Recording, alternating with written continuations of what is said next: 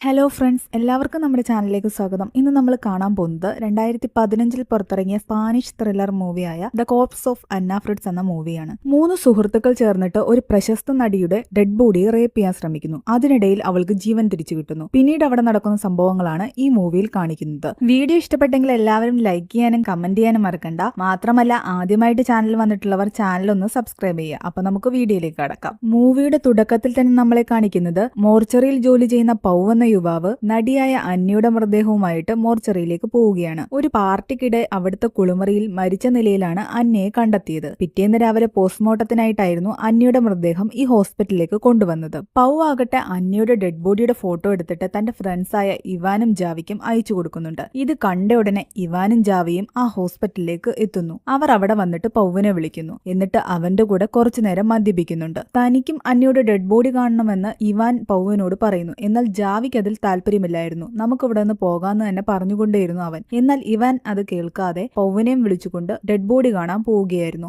അവസാനം ജാവിക്കൊരു വഴിയുമില്ലാതെ അവരുടെ കൂടെ പോകുന്നു. പൗ ആകട്ടെ അന്നയുടെ ബോഡിയാണെന്ന് പറഞ്ഞിട്ട് ഒരു കിളവന്റെ ബോഡി കാണിച്ചിട്ട് അവരെ ആദ്യം പറ്റിക്കുന്നുണ്ട്. ഒടുവിൽ പൗ അവരെ രണ്ടുപേരെയും അന്നയുടെ യഥാർത്ഥ മൃതദേഹം കാണിക്കുന്നുണ്ട്. മൃതദേഹം കണ്ട ഉടനെ ഇവാൻ അത് കണ്ടിട്ട് അവളെ തലോടാൻ തോന്നി. കാരണം ജീവിച്ചിരിക്കുമ്പോൾ അന്ന ഒരുപാട് സുന്ദരിയായിരുന്നു. അവളെ ഒരു രാത്രിയെങ്കിലും കിട്ടിയിരുന്നെങ്കിലെന്ന് ഒരുപാട് പേർ ആഗ്രഹിച്ചിരുന്നു. ആ അവളെ തനിക്കിപ്പോൾ പൂർണ്ണനഗ്നയായി തന്റെ മുൻപിൽ കിട്ടിയിരിക്കുന്നു. അതേസമയം ജാവിയാകട്ടെ നമുക്കിവിടെ നിന്ന് പോകാന്ന് തന്നെ ഇവാനോട് പറഞ്ഞുകൊണ്ടിരിക്കുകയാണ്. എന്നാൽ ഇവാൻ കേൾക്കാതെ അവിടെ നിന്ന് ഡ്രഗ്സ് യൂസ് ചെയ്യുകയാണ്. എന്നിട്ട് അവൻ പൗവിനോട് ചോദിക്കുന്നുണ്ട്, ഇതുപോലെ സുന്ദരികളായ പെൺകുട്ടികളുടെ മൃതദേഹം കാണുമ്പോൾ നിനക്ക് റേപ്പ് ചെയ്യാൻ തോന്നാറില്ലേ എന്ന്. അവൻ പറയുന്നുണ്ട് തനിക്കങ്ങനെ തോന്നാറുണ്ട്, എന്നാൽ താൻ ചെയ്യാറില്ല എന്ന്. ഒരിക്കൽ ഒരു നല്ല സുന്ദരി പെങ്കൊച്ചിന്റെ ഡെഡ് ബോഡി വന്ന സമയത്ത് താൻ അങ്ങനെ ചെയ്തിരുന്നു എന്നും അവൻ പറയുന്നുണ്ട്. അങ്ങനെയാണെങ്കിൽ ഈ അന്നയുടെ ഡെഡ് ബോഡി റേപ്പ് ചെയ്യാൻ തനിക്ക് തോന്നുന്നുണ്ടെന്ന് ഇവാൻ പറയുന്നു. ആരെങ്കിലും ഇങ്ങോട്ടിപ്പോൾ വരുമോ എന്ന് അവൻ ചോദിക്കുന്നുണ്ട്. പൗ പറയുന്നുണ്ട് 12 മണിവരെ ആരും തന്നെ വരില്ല. 11:30 ഇപ്പോൾ ടൈം, അരമണിക്കൂർ നിന്റെ മുൻപിലുണ്ടെന്ന്.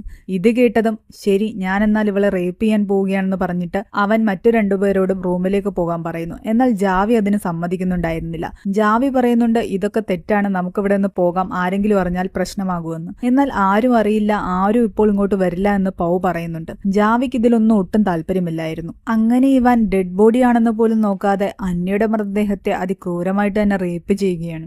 എല്ലാം കഴിഞ്ഞിട്ട് ഇവാൻ വന്ന് ജാവിയോട് പറയുന്നുണ്ട് നിനക്കും താല്പര്യമുണ്ടെങ്കിൽ നീയും പോയി ചെയ്യാൻ. എന്നാൽ ജാവി പറയുന്നുണ്ട് ഞാൻ നിന്നെപ്പോലെ ഇത്രയും വൃത്തികെട്ടവനല്ലെന്നും ഒരു ശവത്തിനെ എനിക്ക് റേപ്പ് ചെയ്യേണ്ട കാര്യമില്ലെന്നും അവൻ പറയുന്നുണ്ട്. അങ്ങനെ പൗവും പോയി അന്നയെ റേപ്പ് ചെയ്യുന്നു. അതിനിടയിൽ അത്ഭുതമെന്ന് പറയട്ടെ, അവൾ കണ്ണു തുറക്കുന്നു. അവൾ മരിച്ചിട്ടില്ലായിരുന്നു. അവളുടെ ഉള്ളിൽ ഇപ്പോഴും ജീവന്റെ തുടുപ്പുകൾ ഉണ്ടായിരുന്നു. എന്നാൽ പൗ ഇത് കാണുന്നില്ല. അവൾ കണ്ണു തുറന്നു തന്നെ കിടക്കുകയായിരുന്നു. കുറെ സമയം കഴിയുമ്പോഴാണ് പൗ കാണുന്നത് അവൾക്ക് ജീവനുണ്ടെന്ന്. അവൾ അവനെ നോക്കുന്ന സമയത്ത് അവൻ പെട്ടെന്ന് പേടിച്ച് താഴേക്ക് വീഴുന്നു. ഇത് കണ്ടതും ജാവി ഇവാനും അവിടെ ഓടി വരുന്നു. പൗ പേടിച്ചു വിറച്ചുകൊണ്ട് ഇവാനോട് പറയുന്നുണ്ട് അവൾ മരിച്ചിട്ടില്ല, അവൾക്ക് ജീവനുണ്ട്, ഞാൻ അവളെ റേപ്പ് ചെയ്യുന്നത് അവൾ കണ്ടിരിക്കുന്നു. പക്ഷെ അന്നയ്ക്ക് അനങ്ങാനോ ചലിക്കാനോ ഒന്നും തന്നെ കഴിഞ്ഞിരുന്നില്ല. അവൾ ആകെ കണ്ണു തുറന്ന് മാത്രം ഇവരെ നോക്കിക്കൊണ്ട് കിടന്നു. അവിടെ നടക്കുന്ന കാര്യങ്ങളെല്ലാം അവൾക്ക് മനസ്സിലാവുന്നുണ്ടായിരുന്നു. എന്നാൽ അവൾക്കൊന്നും തന്നെ സംസാരിക്കാൻ കഴിയുന്നുണ്ടായിരുന്നില്ല. പെട്ടെന്ന് തന്നെ ജാവി പോയി കുറച്ച് വെള്ളമെടുത്ത് അവൾക്ക് കൊടുക്കുന്നുണ്ട്. എന്നാൽ ഇതെല്ലാം കണ്ടിട്ട് ഇവാന് ദേഷ്യം വരുന്നുണ്ടായിരുന്നു.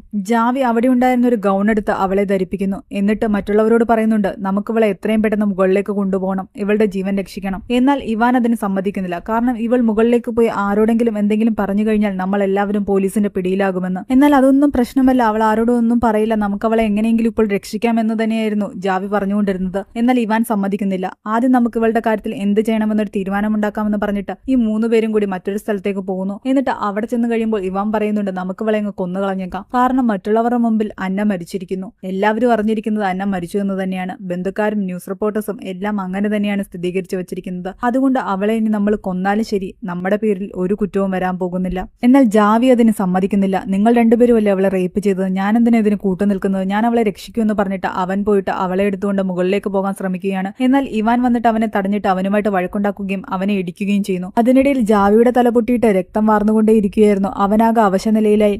ഇത് കണ്ടിട്ട് അന്ന പതിയെ സംസാരിക്കാൻ ശ്രമിക്കുന്നുണ്ട്. അവനെ ഒന്നും ചെയ്യരുതെന്ന് പറഞ്ഞിട്ട്. ഞാൻ ആരോടും ഒന്നും പറയില്ല എന്നെ മുകളിലേക്ക് കൊണ്ടുപോകാൻ. പൗ പെട്ടെന്ന് പോയി ഒരു തുണിയെടുത്തുകൊണ്ട് വന്ന് ജാവിയുടെ തലയിൽ അമർത്തി പിടിക്കുന്നുണ്ട്. പൗ പറയുന്നുണ്ട്, നമ്മളിപ്പോൾ ഇവനെയും കൊണ്ട് മുകളിലേക്ക് പോയി കഴിഞ്ഞാൽ ഇവിടെ നടന്നതെല്ലാം എല്ലാവരും അറിയും. അതുകൊണ്ട് നമുക്കൊരു കാര്യം ചെയ്യാം, ഇവനെ ഇവിടെ എല്ലാവരും കാണുന്ന രീതിയിൽ ഒരിടത്ത് കിടത്താം. കുറച്ചു കഴിയുമ്പോൾ എന്തായാലും ഇങ്ങോട്ട് ആൾക്കാർ വരും. അവരെന്തായാലും ഇവനെ കാണുകയും ഇവിടെ നിന്ന് രക്ഷപ്പെടുത്തി കൊണ്ടുപോവുകയും ചെയ്യും. ബാക്കിയുള്ള കഥകളൊക്കെ എന്തെങ്കിലും ഒരു കള്ളത്തരം പറഞ്ഞ് നമുക്ക് ഒപ്പിക്കാമെന്ന്. അങ്ങനെ അവർ തൽക്കാലത്തേക്ക് ജാവി അന്നയെ മറ്റൊരു റൂമിലേക്ക് മാറ്റിയ ശേഷം അവിടെ ഉണ്ടായിരുന്ന ജാവിയുടെ രക്തമെല്ലാം തുടച്ചു കളയുന്നു. എന്തായാലും 5 മിനിറ്റുള്ളിൽ ഇവിടേക്ക് ആൾക്കാർ വരും. അവരെന്തായാലും ജാവിയെ കാണുകയും അവനെ ഇവിടെ നിന്ന് രക്ഷിച്ചുകൊണ്ട് പോവുകയും ചെയ്യുമെന്ന് പൗ പറയുന്നുണ്ട്. എന്നിട്ട് അവർ തിരിച്ചു വന്ന് ജാവിയെ നോക്കുമ്പോൾ അവന് ജീവനുണ്ടായിരുന്നില്ല. പേടിച്ചു പോയ അവർ പെട്ടെന്ന് തന്നെ റൂമിൽ നിന്നും പുറത്തേക്ക് ഇറങ്ങുന്നു. ഇവാൻ പൗവിനോട് പറയുന്നുണ്ട്, നമ്മളിപ്പോൾ എത്രയും പെട്ടെന്ന് എന്തെങ്കിലും ചെയ്തില്ലെങ്കിൽ നമ്മൾ പിടിക്കപ്പെടും. നമ്മൾ രണ്ടുപേരും ഇനിയുള്ള ജീവിതം ജയിലിൽ കഴിയേണ്ടി വരും. അതുകൊണ്ട് നമുക്ക് എന്തെങ്കിലും ചെയ്തേ പറ്റൂവെന്ന്. പൗ ആകട്ടെ ആകെ തളർന്നിരുന്നു. എന്നാൽ ഇവാനാകട്ടെ എന്തെങ്കിലും വീണ്ടും ചെയ്യാമെന്നുള്ളൊരു ചിന്തയിൽ തന്നെയായിരുന്നു. അവരങ്ങനെ പുറത്ത് സംസാരിച്ചുകൊണ്ട് നിൽക്കുന്ന തക്കം നോക്കി അന്നയാകട്ടെ ടേബിളിൽ നിന്നും ഊർന്ന് താഴേക്ക് വീണിട്ട് ജാവിയുടെ കയ്യിലുണ്ടായിരുന്ന ഫോൺ എടുത്ത് ആരെയോ വിളിക്കാൻ ശ്രമിക്കുന്നു.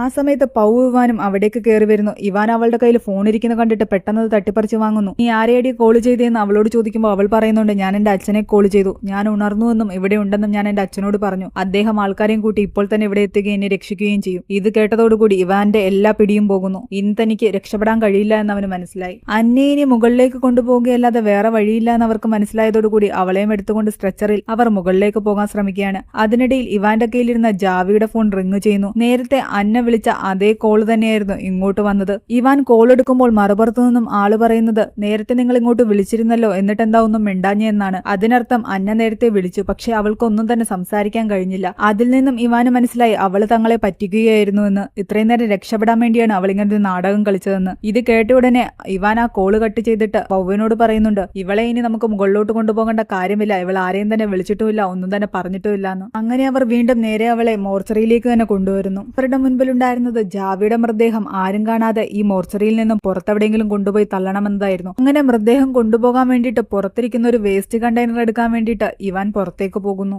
ആ സമയത്ത് പൗവാകട്ടെ അന്നയുടെ കയ്യും കാലും എല്ലാം തന്നെ കെട്ടിയിടുന്നു. അതിനിടയിൽ അന്ന അവനോട് സംസാരിക്കാൻ ശ്രമിക്കുന്നുണ്ട്. നീ എന്നെ ഇവിടുന്ന് എങ്ങനെയെങ്കിലും രക്ഷിക്കണമെന്നും ഞാൻ ഒന്നും തന്നെ പുറത്ത് പറയില്ല എന്നും പറയുന്നു. എന്നാൽ പൗ അവൾ പറയുന്നത് ഒന്നും തന്നെ കേൾക്കുന്നില്ല. കാരണം നീ നേരത്തെ നുണ പറഞ്ഞിട്ടാണ് ഇവിടുന്ന് രക്ഷപ്പെടാൻ ശ്രമിച്ചത്. അതുകൊണ്ട് ഞാൻ ഇനി നിന്നെ വിശ്വസിക്കില്ല എന്ന് അവൻ പറയുന്നു. അവളുടെ കയ്യും കാലും കെട്ടിയിട്ട ശേഷം പൗ അകത്തു പോയിട്ട് ജാവി കിടന്നിരുന്ന സ്ഥലത്തെ ബ്ലഡ് എല്ലാം തന്നെ ക്ലീൻ ചെയ്യുകയായിരുന്നു. പൗ അകത്ത റൂമിലും ഇവാൻ കണ്ടെയ്നർ എടുക്കാൻ പുറത്തു പോയതുമാണെന്ന് മനസ്സിലാക്കിയ അന്ന ആരും കാണാതെ നിരങ്ങിയ സ്ട്രെച്ചറിൽ നിന്നും ഇറങ്ങുന്നു. എന്നിട്ട് അവൾ തറയിൽ കൂടി നിരങ്ങി ഹോസ്പിറ്റലിന്റെ മുകളിലേക്ക് പോകാൻ ശ്രമിക്കുകയാണ്. കോറിഡോറിൽ കൂടി അവൾ നിരങ്ങി പോകുന്നത് ആരും തന്നെ കാണുന്നുണ്ടായിരുന്നില്ല. അതേസമയം തിരിച്ചു വന്ന ഇവാൻ നോക്കുമ്പോൾ അന്യ അവിടെ ഇല്ലാന്ന് മനസ്സിലാക്കി പൗവിനെ വിളിക്കുന്നു. അവൾ രക്ഷപ്പെട്ടു എന്ന് മനസ്സിലാക്കിയ അവർ രണ്ടുപേരും ചേർന്നിട്ട് അവളെ അന്വേഷിക്കാൻ വേണ്ടി കോറിഡോറിന്റെ പല ഭാഗത്തും പോയി നോക്കുന്നു. അങ്ങനെ അവസാനം ഇവാൻ അന്നയെ കാണുകയും അവളെ ആരും കാണാതെ വലിച്ചഴിച്ചുകൊണ്ട് വീണ്ടും നേരെ മോർച്ചറിയിലേക്ക് വരികയും ചെയ്യുന്നു. ഇനി ഇവളെ ഇവിടെ ജീവനോട് വെച്ചുകൊണ്ടിരുന്നാൽ അപകടമാണെന്ന് മനസ്സിലാക്കി ഇവാൻ എത്രയും പെട്ടെന്ന് ഇവളെ കൊല്ലാൻ പൗവിനോട് പറയുന്നു. എന്നാൽ തനിക്കിത് ചെയ്യാൻ കഴിയില്ല എന്ന് പൗ പറയുന്നു. പിന്നൊട്ടും മടിച്ചു നിൽക്കാതെ ഇവാൻ തന്നെ ഒരു പില്ലോ എടുത്ത് അവളുടെ മുഖത്ത് അമർത്തിപ്പിടിച്ച് അവളെ ശ്വാസം മുട്ടിച്ച് കൊല്ലുന്നു. കുറച്ചുനേരം കഴിയുമ്പോൾ അവളുടെ ശ്വാസം നിൽക്കുന്നു. അവൾ മരിച്ചുവെന്ന് ഇവാൻ തോന്നിക്കഴിഞ്ഞപ്പോൾ അവൻ അവിടെ നിന്ന് എഴുന്നേറ്റിട്ട് പൗവനോട് പറയുന്നുണ്ട്, നീ ഇവളെ ഫുള്ളായിട്ട് ക്ലീനാക്ക്. ഞാൻ ആ സമയം കൊണ്ട് ജാവിയുടെ മൃതദേഹം പുറത്തെവിടെയെങ്കിലും കൊണ്ടുപോയി ഇടാമെന്ന്. അങ്ങനെ ഇവൻ ജാവിയുടെ മൃതദേഹവുമായിട്ട് പുറത്തേക്ക് പോകുന്നു. അതേസമയം പൗവാകട്ടെ അന്നയെ ക്ലീൻ ചെയ്യുകയായിരുന്നു. എന്നാൽ അന്ന മരിച്ചിട്ടുണ്ടായിരുന്നില്ല. അവൾ മരിക്കുന്ന പോലെ അഭിനയിച്ചു കിടക്കുകയായിരുന്നു. കാരണം അവൾ ഒരു നല്ല ആക്ട്രസ് ആയിരുന്നു. അവളെ ക്ലീനാക്കിയ ശേഷം പോകാൻ നേരം പൗതൻ അവളോട് സംസാരിക്കുന്നു. നീ മരിച്ചിട്ടില്ല എന്ന് എനിക്ക് മനസ്സിലായി, നീ അഭിനയിച്ച് കിടക്കുകയല്ലേ എന്ന്. ആ സമയത്ത് അന്ന കണ്ണു തുറക്കുന്നു. എന്നിട്ട് അവനോട് പറയുന്നുണ്ട്, ഞാൻ ആരോടും ഒന്നും തന്നെ പറയില്ല. നിങ്ങൾ ഇവിടുന്ന് പോയി കഴിയുമ്പോൾ ഞാൻ തനിയെ എഴുന്നേറ്റ് മുകളിലേക്ക് പൊക്കോളാം. നിങ്ങളെ ആരെയും തന്നെ ഒന്നിന്റെ പേരിൽ ഞാൻ ദ്രോഹിക്കില്ല എന്ന്. ഇത് കേട്ടതും ഇനിയും തനിക്ക് ഇതൊന്നും ചെയ്യാൻ വയ്യാത്ത കാരണം പൗ അവളോട് പറയുന്നു, ശരി ഞാനും സഹകരിക്കാം. ഞങ്ങൾ ഇവിടുന്ന് പോയി കഴിയുമ്പോൾ നീ തനിയെ എഴുന്നേറ്റ് മുകളിലേക്ക് പോയാൽ മതിയെന്ന്. സമയത്ത് ഇവാൻ തിരിച്ചു വന്നിട്ട് പൗവിനോട് ചോദിക്കുന്നുണ്ട്, പറഞ്ഞ ജോലിയെല്ലാം തന്നെ നീ കൃത്യമായി ചെയ്തു എന്ന്. പൗ പറയുന്നുണ്ട്, ഞാൻ അവളെ പൂർണ്ണമായിട്ടും ക്ലീൻ ആക്കി, ഇനിയൊന്നും പേടിക്കാനില്ല, നമുക്കിവിടെ നിന്ന് പോകാമെന്ന്. അങ്ങനെ ഇവാനും പൗവും കൂടി തിരിച്ച് അവിടെ നിന്ന് പോകുന്നു. എന്നാൽ പോകാൻ വേണ്ടി ലിഫ്റ്റിൽ കയറുന്നതിന് മുമ്പാണ് ഇവാൻ തന്റെ പേഴ്സിൽ നിന്ന് ഒരു കാർഡ് മിസ്സിംഗ് ആണെന്ന് മനസ്സിലാക്കുന്നത്. അത് അവിടെ വീണിട്ടുണ്ടാകാം, അതെടുത്തേ പറ്റുമെന്ന് പറഞ്ഞിട്ട് അവൻ പെട്ടെന്ന് തിരിച്ചു പോകുന്നു. അവനെ തടയാൻ ശ്രമിക്കുന്നുണ്ടെങ്കിലും അവൻ അതൊന്നും കൂട്ടാക്കാതെ നേരെ ആ മോർച്ചറിയിലേക്ക് പോവുകയാണ്. അവൻ ചെന്ന് നോക്കുമ്പോൾ കാണുന്നത് അവിടെ എഴുന്നേറ്റ് ഡ്രസ്സ് മാറി നിൽക്കുന്ന അന്നയായിരുന്നു. അന്നയുടെ കൂടെ ചേർന്നിട്ട് പൗവും തന്നെ പറ്റിക്കുകയായിരുന്നു എന്ന് ഇവാന് മനസ്സിലായതും അവൻ പൗവുമായിട്ട് അടിയുണ്ടാക്കുന്നു. കൂടെ നിന്ന് തന്നെ ചതിച്ചതിന്റെ പേരിൽ പൗവിനെ അവൻ താഴെയിട്ട് ചവിട്ടുന്നു. എന്നിട്ട് അവൻ തിരിയുമ്പോഴേക്കും അന്ന അവനെ അവിടെ ഉണ്ടായിരുന്നൊരു കത്രിക എടുത്ത് അവന്റെ കഴുത്തിൽ കുത്തുന്നു. ഇവാൻ മരിക്കുന്നു. ഇത് കണ്ട് പേടിച്ച പൗ അവളോട് ചോദിക്കുന്നുണ്ട്, ഞങ്ങൾ പോവുകയായിരുന്നില്ലേ, പിന്നെ എന്തിനാ നീ ഇങ്ങനെ ചെയ്തത് എന്ന്. എന്നാൽ അന്ന ഒന്നും മിണ്ടാതെ ആ കത്തി കൊണ്ട് പൗവിനെയും കുത്തുന്നു. അങ്ങനെ അന്നയെ റേപ്പ് ചെയ്ത രണ്ടുപേരും തന്നെ മരിച്ചിരിക്കുന്നു. അതോടുകൂടി പറയുന്നതോടുകൂടി ഈ ഒരു മൂവി ഇവിടെ അവസാനിക്കുകയാണ്. വീഡിയോ ഇഷ്ടപ്പെട്ടെങ്കിൽ എല്ലാവരും ലൈക്ക് ചെയ്യുക. നിങ്ങളുടെ അഭിപ്രായങ്ങൾ കമന്റുകളായി രേഖപ്പെടുത്തുക. പുതിയൊരു മൂവിയായിട്ട് നമുക്ക് പിന്നീട് കാണാം.